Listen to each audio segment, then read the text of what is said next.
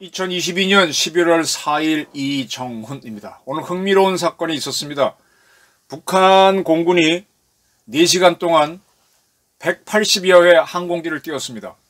180여 대의 비행기로 한 번씩 뜬 것일 수도 있고 한 대가 떴다가 다시 뜨고 이렇게 했을 수도 있습니다. 그래서 총 뜬 비행기는 몇 대인지 확인이 안 되고요. 뜨고 내린 횟수는 180여 회입니다. 180여 회. 요거를 이제 소티라 그러는데, 보통 작전에 들어가게 되면 전투기가 하루에 한 6번 출격을 합니다. 쫙 가서 때리고 오고 난 다음에 다시 돌아와서 기름을 채우고 무기를 달고 다시 뜨는 게 하루 6소티를 하는데, 항공기는 6소티를 건디죠. 근데 사람이 못 견디죠. 한번 긴장해서 한번 뜨고 나오면은 쉬어야 되죠. 밥도 먹어야 되고 또 오줌도 꽉 참았으니 좀 해야 되고 조종사를 교체해서 갑니다. 그래서 보통 전투기에는 6명의 조종사를 배치합니다. 시내버스도 보게 되면은 한 차를 한 사람이 늘 운전하는 게 아니라 교대로 차는 하나인데 정비를 늘 해서 몇 명의 운전사들이 운전하고, 비행기도 마찬가지고요. 여객기도 보게 되면 계속 기장들을 교체하죠. 그래서 이렇게 하는데, 북한이 소티가 180개인데 이게 지금 몇 명의 조종사들이 했는지는 뭐 알 수가 없죠. 여기에 대해서 우리는 F-35A 등 80여 대를 긴급 출격시켰습니다. 지금 우리가 만든 가상의 선이 있죠. 지난번에 이제 9.19 군사합의 따라서 양측 모두 요까지는 전투기를 보내지 말라 하는 비행 금지선이 있는데, 그거 말고 우리 스스로가 설정해 놓은 북한군이 여기까지 내려오면 뭐 우리도 뜨고 여기까지 오게 되면 공격하고 뭐 이런 선들이 있는데, 아주 그 핵심적인 선은 넘어오지 않았어요. 그리고 또 하나 눈에 띄는 게, 인민군이 미사일을 또 쐈는데 이번에는 스커드 계열의 미사일을 쐈답니다. 인민군 미사일 중에 단거리가 스커드 계열인데, 스커드는 액체 연료를 집어넣죠. 그래서 태를 세우고 액체 연료를 집어넣으면 한 몇 시간 걸립니다. 그래서 그걸 그렇기 때문에 우리가 지켜보고 있다가 먼저 쏴버리면 그게 폭발이 되죠. 그래서 북한이 그게 치명적인 약점이라서, 북한판 이스칸데르하고 북한판 에이타킴스에서는 고체 연료를 집어넣고, 그게 신형 미사일이죠. 그래서 에이타킴스하고 이스칸데르로 다 교체가 됐는 줄 알았는데 구식 미사일을 동원해서 쐈습니다. 자, 지금부터는 뭐 북한의 한 행동에 대해서 우리가 해석을 해야 되겠죠. 지금 한미연합군이 240여 대의 각종 항공기를 동원해서 1800여 소티에 이르는 비질런트 스톰 훈련을 하니까 인민군이 대응을 했습니다. 180여 소티를 했습니다. 그리고 인민군이 미사일을 쏘니까 우리는 우리는 갑자기 슬램 ER로, 그 다음에 스파이스 2000 폭탄을 투하하는 식으로 해서 우리가 대응 사격을 했죠. 북한의 미사일 사격에 대해서 우리는 작게 따라 했고, 우리의 비질런트 스톰 훈련에 대해서 인민군은 세게 따라두기를 했습니다.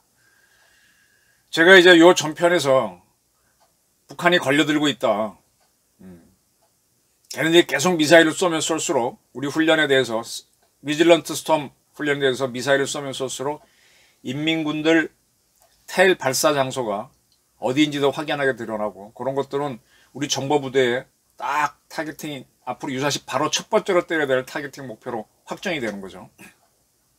점점 매를 벌고 있다 얘기했습니다. 근데 이번에 비행기를 띄웠습니다. 이제 왜 띄웠겠느냐, 제가 참수작전을 이번에 할 수도 있고 또 스텔스 작전을 할 수도 있는데, 스텔스기들이 들어가게 되면 북한도 겁이 나죠. 김정은이가 오늘 밤에도 어디 다른 데 잘 겁니다. 그 위치가 계속 확인되면은 뭐 거기다가 GBU 폭탄이라든지 뭐 하나 툭 떨어뜨리면 그걸로 뭐 함몰이 돼버리니까, 100m 이상 쑥 들어가 버리니까, 그걸 막기 위해서라도 이제 이런 전투기를 띄워서 대응을 해봐야 되겠죠. 북한이 전투기를 띄우는 거는 우리가 할지도 모르는 스텔스 작전에 대한 대응일 수도 있고요. 그 다음에 자기 주민들에게 보이는 그런 쇼일 수도 있죠. 근데 문제는 이렇게 대응을 하면서 북한은 그동안 가동하지 않던 공군을 가동하니까 공군에 비상이 걸리죠. 늘 하던 운동하던 사람은 운동하면 별 문제가 없는데 그래도 실전에 들어가면 긴장 굉장히 합니다. 근데 안 하던 사람들이 갑자기 비행기 타고 하려면 비행기가 이렇게 딱 전투기를 타고 뚫어서 이게 슉 돌면은요 원심력이 작용해서 쫙 몸이 이 전투기를 타면은 우리 비행기 타면 안전벨트 허리에 하나 두르잖아요. 조종석에 타면은 허리에 하나, 어깨에서 하나. 그래서 네 군데에서 와서 딱 조입니다. 거의 안 움직이죠. 안 그러면 몸이 쏠려가지고요 조정을 못해요. 저는 그걸 타봤습니다. 여러 가지 제가 농담 삼아 나는 전투기, 항공기, 헬기 탄 마일리지만 뭐 몇만 마일이라고 우리 후배 기자들한테 뻥치고 다녔는데 많이 타봤습니다. 항상 5점을 이렇게 딱 4점인가 이렇게 묶게 돼 있죠. 그리고 이제 저는 직접 우리 훈련기도 타봤는데 뭐 하이지, 6지까지도 올라가 봤습니다. 졸도 안 하려고 길을 썼더니 여기서 심폐추에 터져서 가래를 뱉으니까 피가 나왔다는 말씀드린 적도 있는데 KT-1을 타고 우리 그 지리산 상공에서 뺑뺑 도는 훈련도 몇 바퀴 해봤어요. 죽겠더라고요. 피가 쏠려가지고 정신을 못 차. 귀는 들리는데 안 보이고 기절 안 하려고 기를 썼습니다. 그랬더니 피가 이제 다리로 내려가니까 원심력 때문에 기를 썼더니만 그냥 이런 데가 핏줄이 터지던데 이 전투기 안 타던 애들이 이거 타가지고 갑자기 기동하게 되면은 굉장히 스트레스 받습니다. 그래서 조종사들이 하루 6번 비행기는 뜨고 내릴 수 있지만 교체하는 이유가 그들도 힘들어서 그런 거예요. 그 친구들은 훨씬 센 구지에서 한 12초를 이상을 버티는 친구들인데 30대 초반이니까 견디죠. 나이 들면 힘듭니다. 그리고 북한이 스쿼드를 쐈고요. 이런 걸 해서 무리수를 뜨면서 이제 자기네 에너지 항공유도 유사시에 터져야 되는 걸 날리고 조종사들도 이제 긴장시키고 하는데 이게 이제 우리 따라뜨기입니다. 북한은 자기네 필요에 의해서 이런 행동들을 자기네 언론에 자랑하겠죠. 우리도 이런 훈련을 했다. 그리고 우리 쪽 훈련을 보고 있는 인민군 방공 부대들은 그걸 지켜보면서 우리도 훈련했구나 자부심을 갖겠죠. 자, 이게 당연히 이제 북한 내부 심리전이고 또 우리에 대한 심리전입니다. 대외 심리전. 야, 남조선 니들도 까불면 우리한테 터져. 미사일도 맞고 항공기도 때려 이런 건데 저는 이쯤에서 또 하나의 작전을 제시합니다. 그 참수작전을 준비하고 스트레스 작전을 준비해라. 스트레스가 싹 들어가서 한번 휘저어라. 스트레스기가 들어갈까가 두려워서 인민군은 저런 작전을 할 수도 있으니까.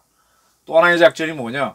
지금 인민군 애들이 전방에서 바다를 향해서 완충구역으로 포를 쏘고 있습니다. 저는 전방 주요 기지에서 대북 심리전을 재개하라라는 요구를 하고 싶습니다. 우리 합참에 있는 심리전 부대들이 연합민사심리참모본을 가동하기 전까지 그 연합참모본은 아니지만 어쨌든 우리 합참의 심리전 부대 요원들이 전방 각 고지에 들어가서 한미연합군은 스텔스기를 동원해서 240대로 1800소티를 했는데 인민군은 오늘 180소티를 했다. 너희들이 비행기를 띄운 데는 어디다. 근데 이러한 거다. 그리고 니들은 어디 미사일을 쐈는데 그 중에 오늘 쏜 거는 화성 6형 7형이었다. 스커드 미사일이다. 이건 액체 미사일로 우리가 다 지켜보고 있었던 그런 구형 미사일을 쐈고 고전에 화성 17형을 쏜 거는 가다가 단분리가 되면서 추락해버렸다. 이런 사실을 인민군들이 볼 수 있도록 전방에 전광판으로 때리고 방송으로 날리는 겁니다. 오케이? 마이크로 때리고 심리전 들어가는 겁니다. 그리고 특히 중요한 게 지금 누가 다 걷었나 그거 노무현 정권이 다 걷어버렸지. 전광판은요. 우리가 이제 방송을 해버리면 인민군도 방송을 해서 소리가 섞이게 하겠죠. 출력이 센 데가 유리하겠지만 그거 말고 전광판을 탁 키면 글자로 보이니까 그럼 막을 도리가 없어요. 쳐다보지 말라고 할 수도 없고. 그 심리전을 하는 방법 중에 하나가 인민군 여러분 내일은 비가 내릴 것이니 오늘 빨래하지 마세요. 이렇게 해주면 애들이 처음에 무시하다가 진짜 다음날 비 오잖아요. 그러면 앞으로 우리 일기예보를 잘 봅니다. 일기예보 보다가 우리가 툭 던지는 심리전에 걸려드는 겁니다. 그런 심리전을 좀 하고 두 번째로 전방에다가 제가 이제 2010년 그때도 북한이 천안함 이후에 꽤 시끄러웠을 텐데 우리 쪽으로 포격을 가길래 인민군이 쏘는 쪽 방향에다가 그땐 김정일이지. 김정일, 김일성 대형 사진을 갖다 놔봐라. 그때 인민군 애들이 우리 확성기 방송 못하게 하려고 확성기를 쏘겠다 그랬을 때 확성기에다가 뭐 대형 걸개 그림 김정일이 김일성이 걸어봐라 그랬는데 이번에 김정은 사진들을 대형으로 뽑아갖고 곳곳에 한번 걸어놔봐요. 인민군이 쏠 수 있는 인민군이 봤을 때 표적지에다가 김정은 쏴보라고. 그래서 딱딱 심리전을 거는 겁니다.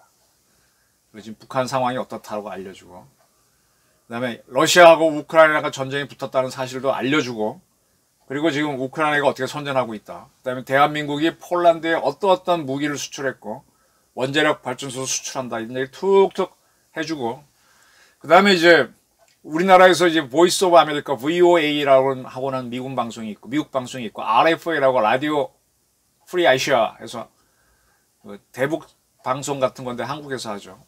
마찬가지로 우리도 자유의 소리인가? 저도 뭐 기억이 가물가물하네. 우리 특수기관에서 하는 대북 방송들이 있습니다. 한국에서는 안 하고 저 해외에서 송출하는데 내용은 컨텐츠는 여기서 만들죠. 이런 방송들은 장파입니다. 장파는 쫙 해서 소련까지 날아갈 수 있어요. 음질은 별로 안 좋아요. 대신에 FM 같은 건 초단파라서 음질은 좋은데 방송이 멀리 못 갑니다. 초단파로 하는 방송도 좋고 장파로 해갖고 북한 전역으로 이런 라디오만 있으면 북한 들을 수 있으니까 그걸 들을 수 있도록 때리는 겁니다. 러시아, 우크라이나 전쟁하고 지금 북한에 대응하고 한미일이 어떻게 훈련하는지 쭉 알려줍니다. 정확하게 알려주는 겁니다. 그리고 이제 이렇게 얘기를 하는 거죠. 자, 김정은이가 지금 뭐도 없고 뭐도 없는데 이렇게 무리한 훈련하고 있는데 이 김정은이만 제거하면 너희들 입 안 먹고 잘 살 수 있다. 김정은 제거해라. 그러면 포상하겠다. 흘리는 겁니다.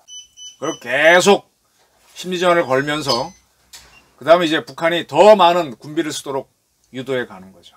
그리고 적절한 때 김정은이가 아직은 숨어있는데 나오면은 참수작전을 바로 하는 겁니다.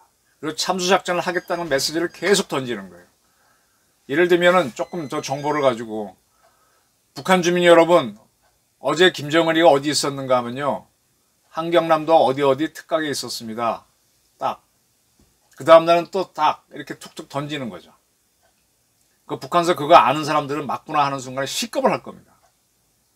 그래서 김정은이나 호위총국 사람들이 잠을 못 자도록 불안하게 만들어야죠. 이런 심리전은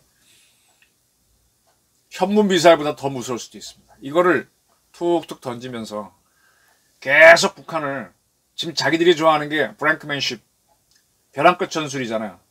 붙어보자고 나오는 거예요. 치킨 게임 가는데 붙어보는 겁니다. 그러면서 벼랑 끝에 선 놈을 벼랑 끝으로 떨어지게 만드는 겁니다. 죽겠다고 하는 놈을 죽도록 만드는 겁니다. 이런 심리전을 펼치면서 계속 압박을 가해야 됩니다. 물론 이렇게 되면은 진짜 약이 올라가지고 대한민국을 향해서 미사일 쏠 수도 있겠죠. 뭐 그 순간에 킬체인, KMPR, 우리 스텔스 작전 총동을 해서 초토화시킬 수밖에 없습니다.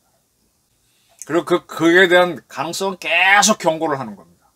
중국에 대해서도 외교적으로 얘기하고 한순간이라도 뭔가 선제 타격이 대한민국 영공, 영해, 영토로 날라와서 희생이 되면 말할 것도 없고 또 대한민국 군함을 우리나라의 영토인 군함이나 항공기의 위해를 가면 바로 들어간다는 메시지를 계속 던지는 겁니다.